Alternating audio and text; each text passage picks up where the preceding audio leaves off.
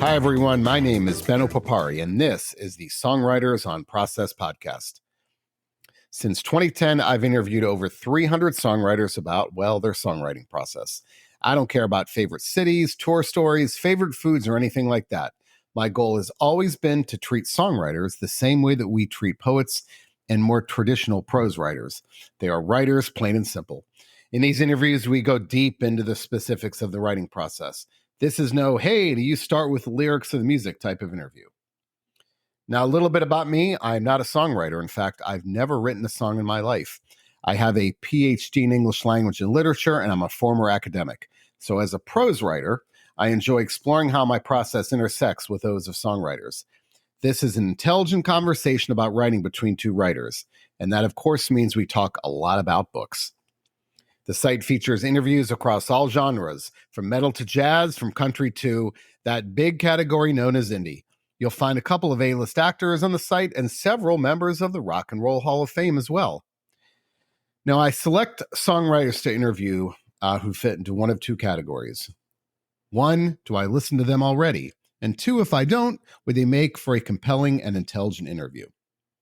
You can find these interviews across all podcast platforms, as well as at songwritersonpodcast.com.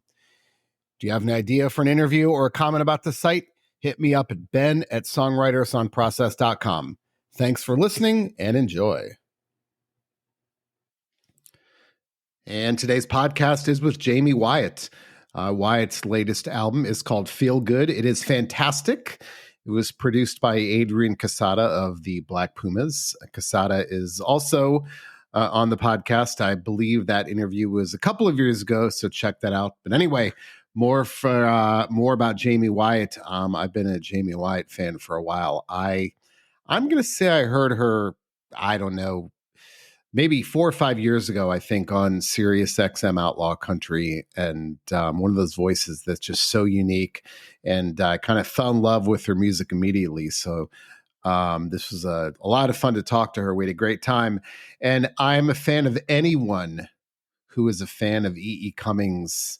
Well, my gosh, I could probably count on half a hand the number of songwriters who have mentioned E.E. Cummings as one of their favorite poets. And I could talk forever about that, but we talked about our shared love for one of the best love poems ever by E. Cummings, Somewhere I Have Never Traveled Gladly Beyond. But anyway, she's a big fan of Cummings, and we talked about the influence that poetry has in her work as well. But she also said something interesting. That was when she's blocked. When I'm blocked, it's because I'm blocked my personal growth. And we mentioned the impact that has on her songwriting as well. But again, wow. I love the I think it was a couple of months ago, I saw on her Instagram page, I'm not going to quote directly, but something about how she was a lover of language and a lover of words. When I saw that, I knew that this was going to be a great conversation, and it was. Anyway, so Wyatt's latest album again is called Feel Good, and it is out now, so check it out. And now to my interview with Jaime Wyatt. Well, listen, I always start with, are you, in your normal process, are you kind of an everyday writer type of thing, or only write when the mood strikes? I find that songwriters tend to, some of them say, don't force it. Others say, no matter how bad it is, you got to get it out every day in some fashion. So where do you sit in that? Songwriting every day would be a luxury to me, but I do some sort of writing every day in journal form or in notes on my phone. Mostly I do move when the muse talks to me, but mostly that muse is always talking. Yeah. So do you write do journal writing every day? Yeah, day or night, something, even if it's just a gratitude list. Yeah.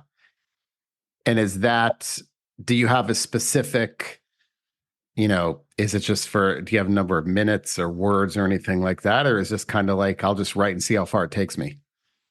I'll write and see how far it takes me. I think again, if I had the luxury of time, my goal is to develop certain routines. And when I'm in writing mode for an album, I'm definitely in a more disciplined routine, which is mostly just keeping whatever idea I'm working on going through my mind, the musical elements, keeping that like in my head, and then going to do other things. And when I go to do other mindless tasks is when I get my answers, usually.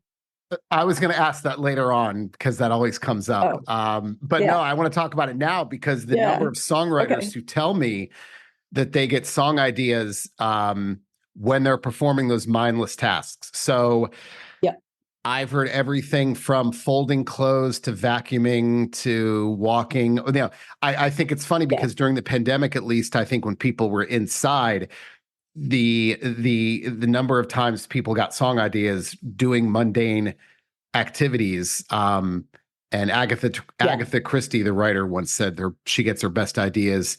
The best idea to write a book is when you're doing the dishes. And so, yeah. And I remember there was an article in the Washington Post about how we get our best ideas in the shower. It was like in the past year. And that's kind of that. I think that same thing as when we're not thinking about, but I think it's more like when we're not thinking about those things, that's when they come to us. So I'd love to hear when we're relaxed too. I think it has something to do with relaxation. I'll tell you, under times of stress or duress, I'm not writing as much. The muse is not able to talk.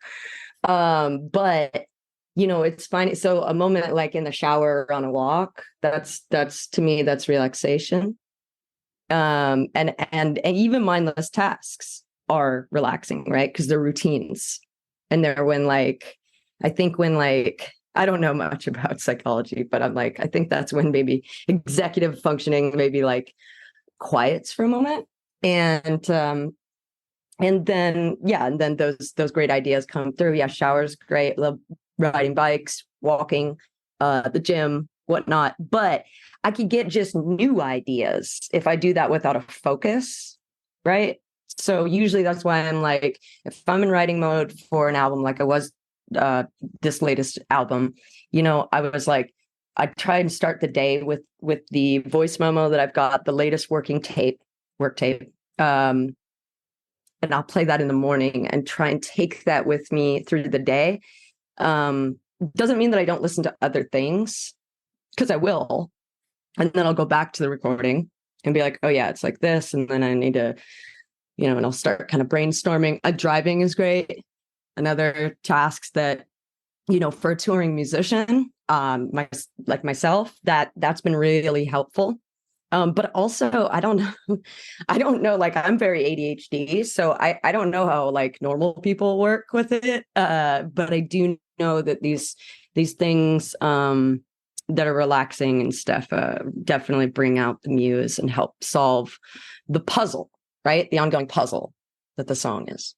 What I understand, at least from what I've read, is that it's because when your mind doesn't have to focus on doing something, the unconscious kind of takes over. When the conscious mind, you don't have to, you know, you can vacuum in your sleep almost, you know, you can do those mundane activities.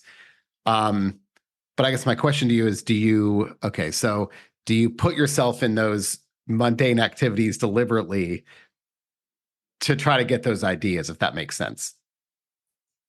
Yeah, definitely. I'm more so that I just like, I always have things to do. So when I'm working on a song, I'm like, okay, well, you're going to put it in your brain and then we're going to go do the things we have to do. And just now with a lot of experience, I can trust that my brain is working on that while doing other tasks. I mean, I don't know if it's exactly when I'm writing. Okay, I will say this much: like I will deliberately go on a walk to come up with the line that I'm searching for. Deliberately go on a walk. So maybe that's like my go-to. Especially if we're like, that's the hard thing too with co-writing. It's like I'm always like, okay, well, if we get stuck, are you game to go on a walk? Right. What? Yeah. um, so Because yeah, forcing it can be uh just that, forcing it, yeah. and not, you know, not implementing or trying to implore the magic, you know. So when you're in a rut, then that's when you say, okay, I got to take a step away and maybe take a walk. Yeah, but like ruts come up pretty easy though. I mean, Yeah. I'm a pretty prolific writer. I think I'm very productive. Uh like I wrote a lot more songs for this album than we actually cut. But so a rut is like, I think you got to ask someone what their filter is, right? What's their standard? What's their filter? What are they trying to achieve? But for me, a rut can come up real easy because it's just like, no, I don't want to take the easy way out here and go with the go to, even though I do that sometimes as far as go to rhyme schemes, go to cliches. It's just those times when I'm trying to make a decision. I was like, oh, I'd like to be clever here. Right. Right. When you go for those walks, because I do the exact same thing, is there a certain place is there a route that you take? I mean, or do you feel, because I guess I feel like there are certain things I do that give me confidence. And I know that I'm more likely to break through those things if I'm doing that quirky part of my process. So, Okay, fair. yeah. So, like, for example, I this is where I do my work related stuff. But I never write as a prose writer. I never write here. I go to another room. I don't like to associate prose writing with where I do my work stuff, or I'll never write and revise in the same chair. Like if I do write here, I'll revise in that chair behind me. So I guess that doesn't mean, fair. yeah, but so I guess my question is with the walking, is there a route, or do you say I'm just going to walk and see where it takes me?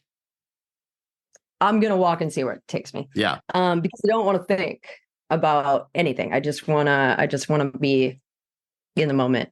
Yeah. So maybe the route isn't as relevant to me, but I did relate when you're talking about choosing not to write at your desk where you complete like computer responsibility type work. And I can relate to that because I start the process usually on pen to paper and voice memos with an instrument. And then when I think that I've got enough like raw captures, that's when I'll take it to a computer. But also on that note, bed. I know that if I'm really, really trying to go somewhere, meditation, yes, that's just daily anyways, because I think that helps the muse. But also, I'll go to the bed and I'll get under the covers and like maybe even try and fall asleep. I come up with a lot of great ideas or things that I like when I'm trying to fall asleep. So there was and I've heard that too. Like we get song ideas, not necessarily when we're sleeping, but in that kind of haze right before we fall asleep. And, in that kind of moment when we just it's like we're kind of dozing off. So is it that moment, or is it like fully in the middle of the night and you wake up and it's like, oh, I got that line. So what part of those epiphanies are a bit more seldom, as in waking up in the night and getting the idea. More so, yes, it's right before I fall asleep. And occasionally right when I wake up. Yeah. Right. Especially with a deadline at hand. Right. Deadlines are good. Yeah. So it's funny because I find deadlines, I will create a false deadline for myself. So a false deadline isn't, I'll write for an hour and see how far it takes me. It's like if I have a social engagement at 3, I won't start writing until 2. Now, because I have to stop after an hour. I have to. There's no choice. And I go to travel a lot for work. We live in the DC area, but I go to New York City for work all the time. And I will get more done in that 2-hour, 45-minute train ride than if I sat here, because I know when that train pulls into New York City, I have to stop. There's no choice. So I actually do that deliberately. So do you find that, but it sounds like you write well under deadline too in those situations. Yes, deadlines are very good. My writing sessions, they stop when the magic stops. I don't quite put a timer on it. I just know, and maybe by being really self-critical, or not just self-critical, but try to be a little bit unbiased when I listen back to my work, and really have that filter as like, no, the emotional barometers, something took me out of the moment. As soon as there's that word that takes me out of the moment, I'm like, okay, that's not it.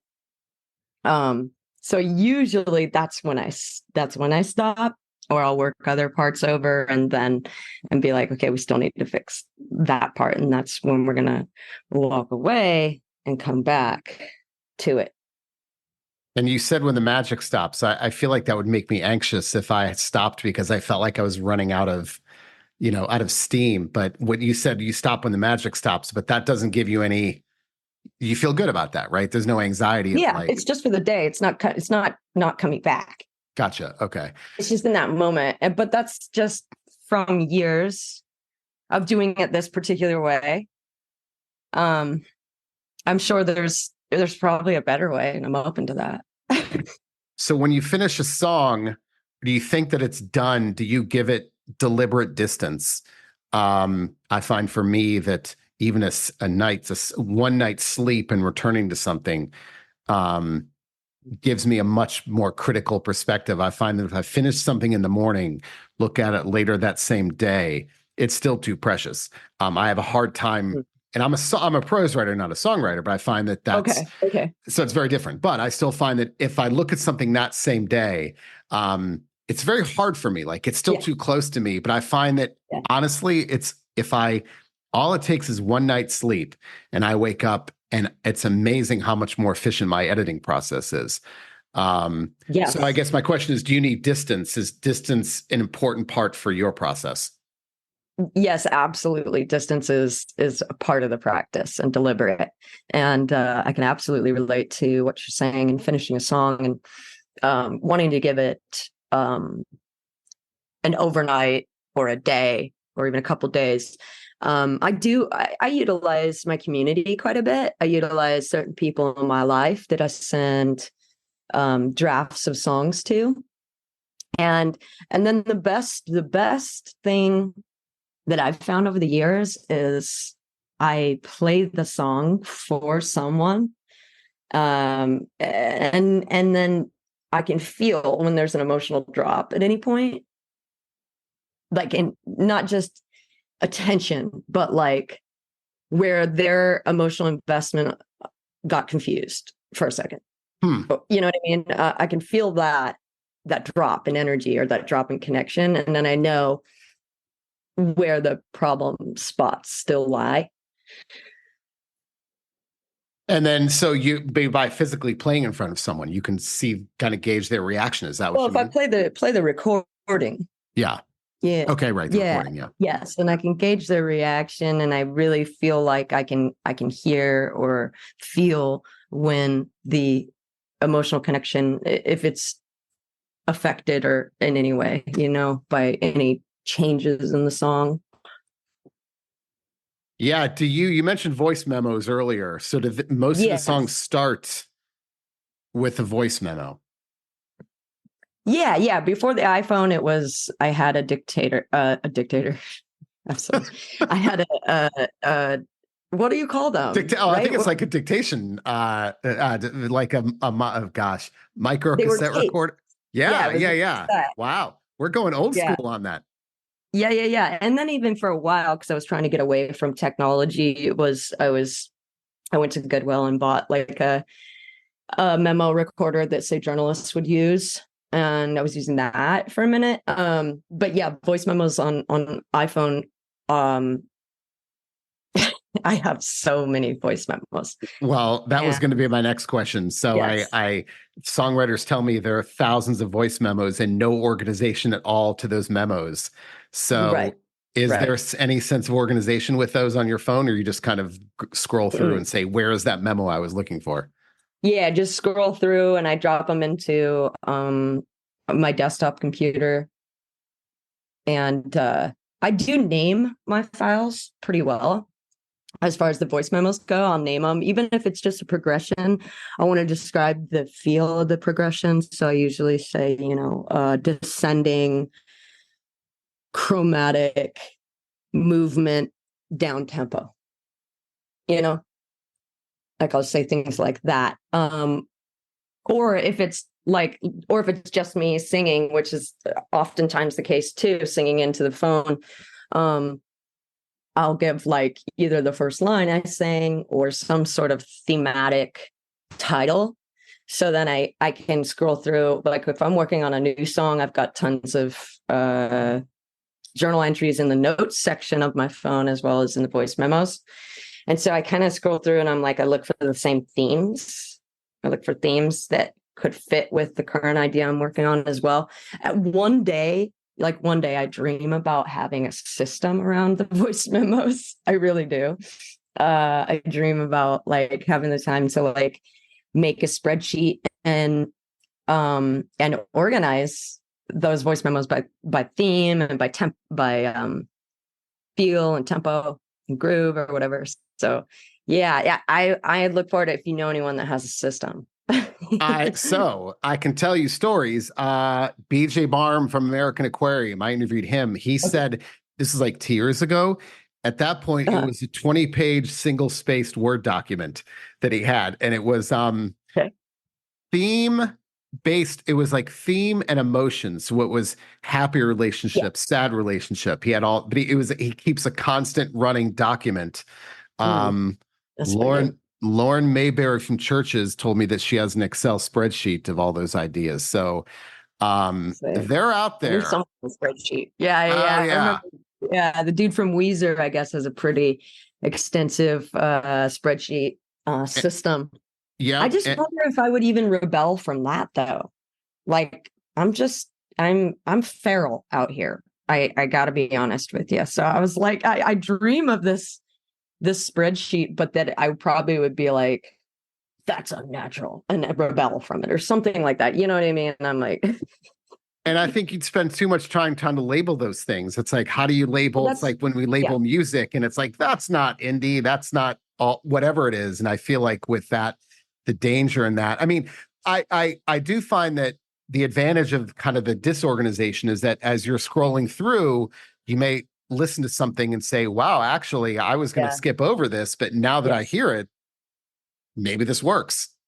Yes, and I'm a fan of the happy accidents. I'm a fan of the kismet approach and to be surprised by different songs or because then you do get a lot of that distance we're talking about because that's always, will this melody stand the test of the time? Yeah. Is this phrase, is this verse something people need to hear? Right. And those are my personal goals and gauges to content and lyrics and melody, you know. So with those voice memos, that when the voice memos happen, you deliberately set them aside, or are there times when you say, like, I just got to write this? Like, is how I guess my question Yeah. is there an urgency sometimes too? I've got to Yeah. work with this right now. I can't let it wait. Yes, yes, absolutely. I'm working on a song right now that I have like that I'm after we get off the phone that I'll be listening to. And this time I'll be listening and I'll be typing on this one because I think it's actually like one of those songs that's quick enough. Like it doesn't need a whole lot, and that I achieved what I needed to yesterday. And while improvising on recording was mainly just that I outlined melodic movements, and I like and I got a couple keeper lines that were really in the moment. I would not have thought of unless I had just got to the piano and doing the riff and riffing over it. But mind you, this particular song I'm working on right now, there's a right hand lick on the piano that has taken me a year to be able to sing over. And it's Wow. not good. But the point being that I feel like the achievement in that was exciting. And I'm like, oh, I'm doing it. So, I don't know. There's something really valuable, and talk about superstition, but I've always tried to not learn covers. Hmm. When I was learning to play music and sing and stuff, I didn't play a lot of covers. I just wrote. And I think that was good because now, like, I'll write with people that, especially are really good guitar players, they'll be like, that's a Zeppelin riff. And I'm like, find the recording. Let's hear it. And we pull it up. And I'm like, no, it ain't. I mean, yeah, it's in the key. But, but so there's that whole other element of the question of originality. And I'm really grateful that I'm kind of shitty at playing instruments, because then I get to make it up as I go along. Right. So I'm also fascinated by the song that it took you a year, that melody, I think you said, that took you a year to sing over.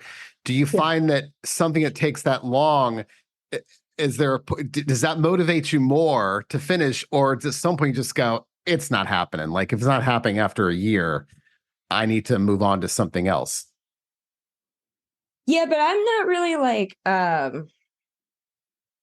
really try not to be like self-punitive, and that I wouldn't want to be like, that shit, you're not going to, I don't need to make those kinds of proclamations. I just go, you're not ready yet. That's okay.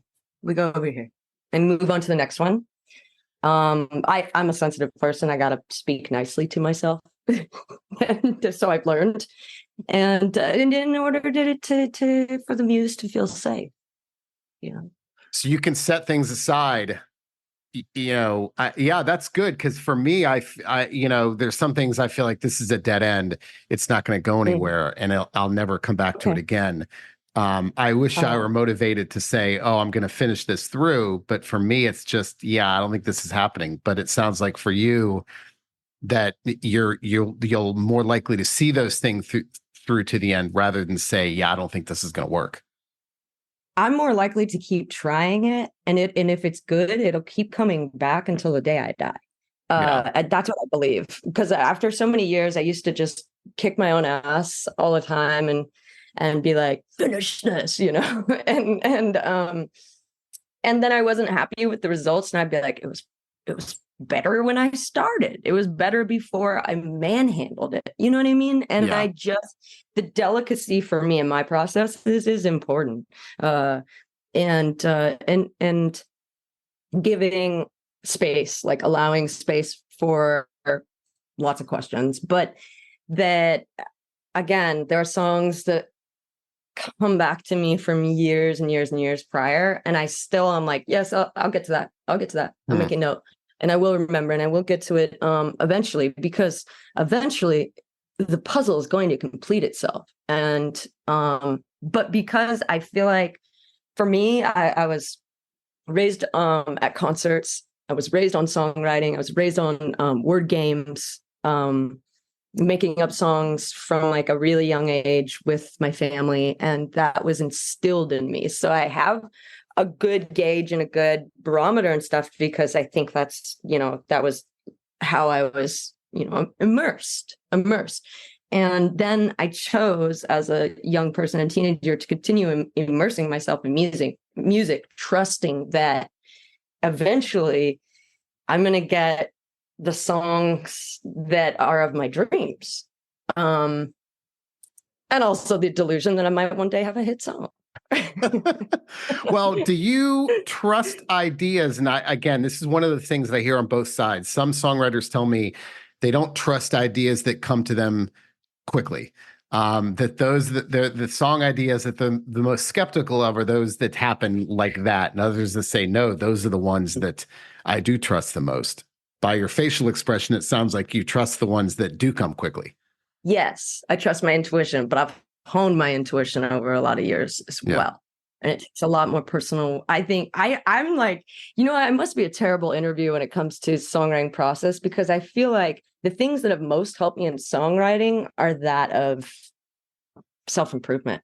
Yeah. Just whatever that is. And that's the only reason I have ever wanted to improve myself, is to be better at songwriting and be better at accessing emotions.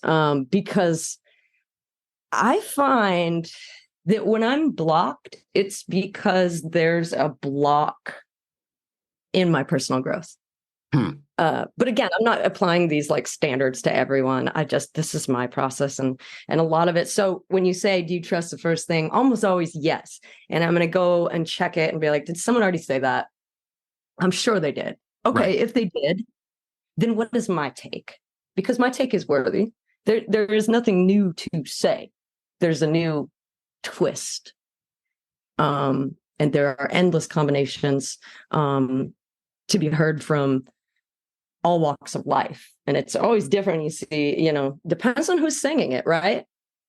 So things that I would like pitch to other people that I think, because occasionally I'm like, you should maybe you'd want to sing this, or do you want to write this song with me? And because it's not necessarily for me. And that's always weird.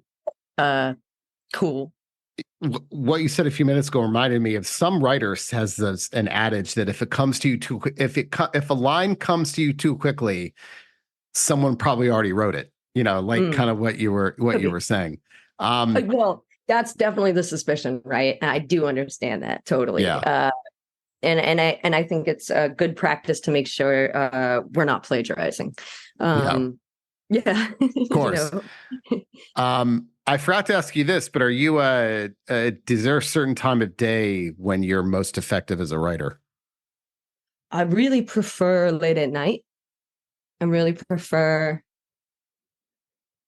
10 to 2 a.m. Wow. But it's any time, and what I learned, it's when I am able to create space for myself. And it's usually, mood and timing wise, right? It's usually I just sit at my piano and guitar every day my job is to touch the instruments at least once a day and do my voice exercises and whatnot. And usually when I do that, I want to write. So I try and keep it really simple for myself. Again, being that I have a particular background, I have a particular type of lifestyle that is that of short attention spans, and I have to work with that rather than against it.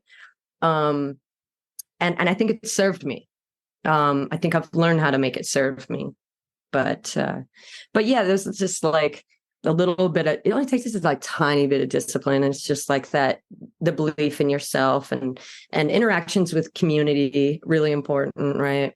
The other songwriters, I read a lot of books by songwriters and listen to podcasts and watch documentaries. Actually, that's something that inspires me is I'll put on a documentary sometimes when I'm like, I really want to write, but I feel weird.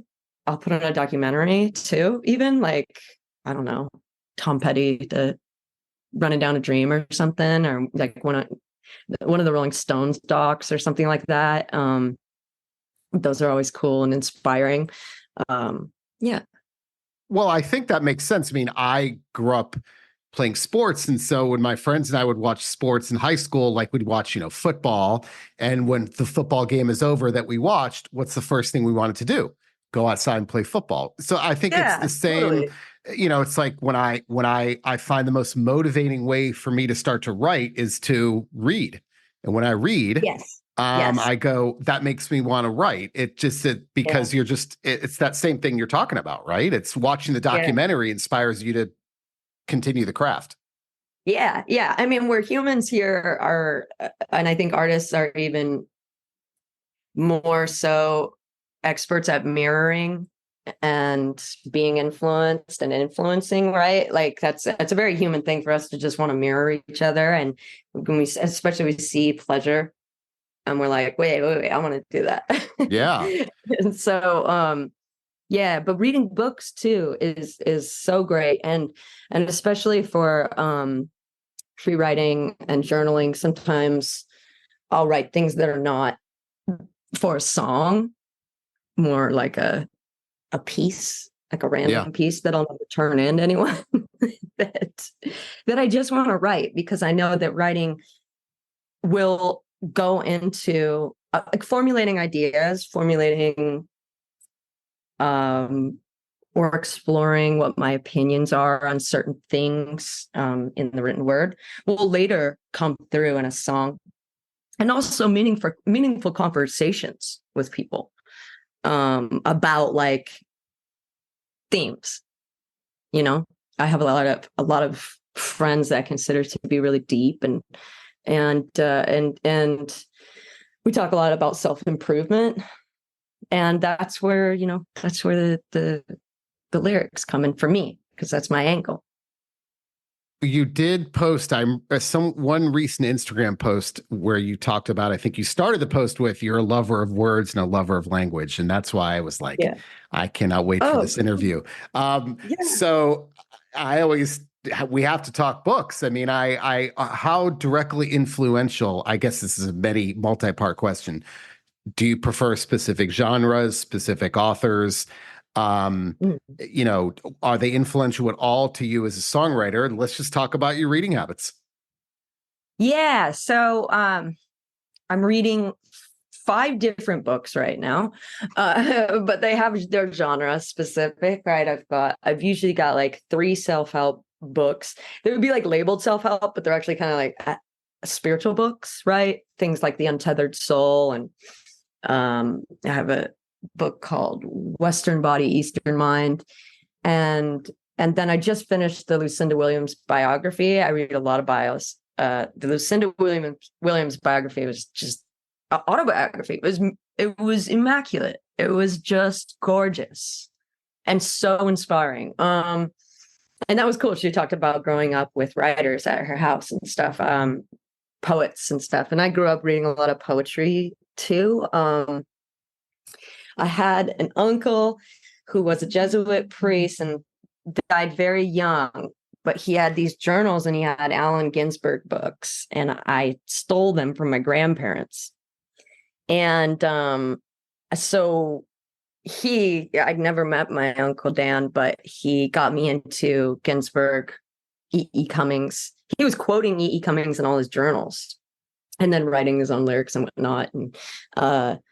And that had a big impact on me, because that's how I kind of felt anyways, was like I was like always like writing lyrics and hiding them under my mattress as a child because they were like dark, and who knows, I didn't want like my mom to be like worried. So yeah, writing, I'm reading a lot. I read a lot of musician books, but then like last year I reread, or maybe read for the first time, True Grit, the Western Yeah. that Quentin Tarantino remade. And I love that. I love that tale. I actually kind of return to the classics a lot, because I'm a big John Steinbeck person, and I love East of Eden is like one of my favorite books of all time. And I can't even say that like, okay, the thing that influences me, here's the thing I'm always trying to draw from real writers. I call them real writers, right? Book writers, novelists. I'm trying to, they do the best like show not tell that I've like ever seen, right? Yeah. And the way that like landscapes are described, and you talk about Steinbeck, right? Him describing, the Central Valley in California, and then me living there and like, seeing how well he did that. Those are things that I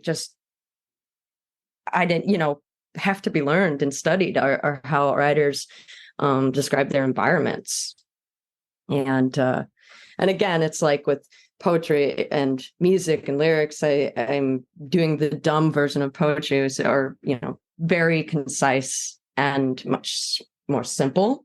But I've also, from certain writers and especially from poets, learned how to say a lot more in shorter form. Yeah. So what I'm reading a Grateful Dead book. I'm reading some Eastern spiritual books, and like I said, a lot of autobiographies. I have like there's a Jeff Tweedy book here. I'm about to crack. Yeah. Yeah. I'm amazed. I can do 2 books at a time. You do 5. I try to do, I've done 3, but but the problem is it takes me 3 times as long to finish those 3 books. So I'm always in this Yeah, but constant. what's wrong with that? That's what I'm saying. Like, what I is know. the time deadline thing? I know. What I'll do is I'm kind of like you in that is I'll read different genres. So I'm reading a nonfiction book right now. Ooh, And I'm reading good. the Best American Short Stories book that was written last year. And kind of I like those anthologies because there's like 25 different voices. And I love to like see the different styles. Because Yes. I'm the type of reader that when I finish something, my first instinct isn't to, oh, let me read something else by that person. It's let me read someone else. And so I like to read short Yeah, stories that's cool. because I like to just to get the different voices in there. And also because you can read a short story in a sitting and not feel like, when I read a novel, the problem with a novel is if you take a couple days off, you feel like you got to go a couple pages back and you have to review. situate. And it's what's the point? So, Yeah. but I love that's that. 5 is amazing. I bow to you. That's incredible. But some of them there are. Oh yeah, I know. I'm not just. This is just an ADHD thing, I think. But I am not definitely putting a deadline on myself to finish. Yeah. Books, especially the spiritual book. The spiritual books are more about like reading in the moment and applying. But yeah, no, I don't do the deadlines for myself, thankfully, which means I probably don't finish a lot of the books I start. I don't know if that's bad either. I'm just happy that I'm able to keep reading in a society that doesn't reinforce it, right? But I do love the idea of the short stories compilations. I have one that I have a few actually, and that gives me a great idea and a great recommendation. There's a short story collection of Mark Twain stories that I've been reading, and it's good because some of them you'll be engrossed and get right through it. Some of them you don't attach to, and I feel like that's fine too. I love that you love E.E. Cummings. I can count on probably half a hand the number of songwriters. So my favorite love poem ever is Somewhere I've Never. We actually had it read at our wedding. It's the E.E. Cummings poem, Somewhere I've Never Traveled Gladly Beyond. That's what it's called. Yeah. Yeah. That's some, and that last line, no one, not even the rain, has such small hands. That's the last line in the poem. Yes. I have goosebumps even saying that line. Yeah. But oh my gosh, what a poem. Beautiful love poems, beautiful odes to nature, Yeah. And yeah, I love that you love E. Cummings. I don't hear that enough. Well, I think I just love the greats, and I got lucky, right? I mean, stealing my uncle's journals it's one of the best things I ever did. Best things I ever stole. That's for sure. I hear the songwriters love Ginsberg. I hear Ginsberg, Bukowski, Vonnegut, the people that, the economy of language. I mean, the funny story is I interviewed Jerry Harrison of the Talking Heads about a month ago, and I quoted an Allen Ginsberg line, and he said, Allen Ginsberg was a good friend of mine. And I was like, all right, I'm done. Like, I know, that's ridiculous. Right. Like, what do I say to that? It's like, I'm quoting a line. He's like, yeah, he was a good buddy of mine. I was like, all right. So that's pretty rad that you're quoting a Ginsberg line, though. I got to give you credit where credit due. Well, it was something he talks about. I think the line is actually, it applies to songwriters. I think the line was to hear your own voice, you have to no, to gain your own voice, you have to forget about having it heard. Ah, And wow. that's it's not from a book. It's kind of but he says basically, and I'd love to talk to songwriters about that line. And maybe Yeah. that has to do with being self-conscious. Some songwriters take that literally, like, when you play, don't be self-conscious. Others see it much deeper than that. As far as, so No, again, no, the voice, I think he's talking about the writer's voice, right? yes, Yeah, right. that's how I Yeah. perceive that. But I Yeah, love that that's line. amazing. It's like, yeah, you have to forget about having it heard. Exactly. So Yeah, exactly. And in order to be maybe a little more brave, because that's what like finding our own voice is about, I think, is being unique is also long perceived as being weird and not lovable. yeah, And that's just not the case when it comes to art and writing. To find our own voice is a very worthy journey, and it is brave to step outside of the norm, right? To yeah. say things outside of the norm. And that's it for today's episode. Check back in a couple of weeks for a new episode. I do try to post these every 2 weeks, sometimes with more frequency, sometimes with less. A lot of that depends on my work commitments, my family commitments, and also when artists can talk to me. It's not easy to get these interviews. Speaking of interviews, did you know this is a relatively new podcast? I only started podcasting about a year ago. Well, depending on when you're listening to this, I should say 2022. But from 2010 to 2022, all of my interviews were transcribed, and they are all there archived for you to go down that deep rabbit hole. So if you go to songwritersonpodcast.com and click on from the archives at the top, you'll see all of those transcribed interviews. I think there's over 200.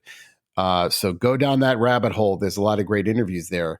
But you'll find all of those there. Again, the podcast itself is relatively recent. So there's a lot of reading you need to be catching up on with those old interviews. Speaking of interviews, if you have suggestions for interview subjects or want to comment or complain, anything like that, email me at ben@songwritersonprocess.com. That's ben@songwritersonprocess.com. And that's it for today's episode. This wraps it up. Thank you very much for listening, and have a good one.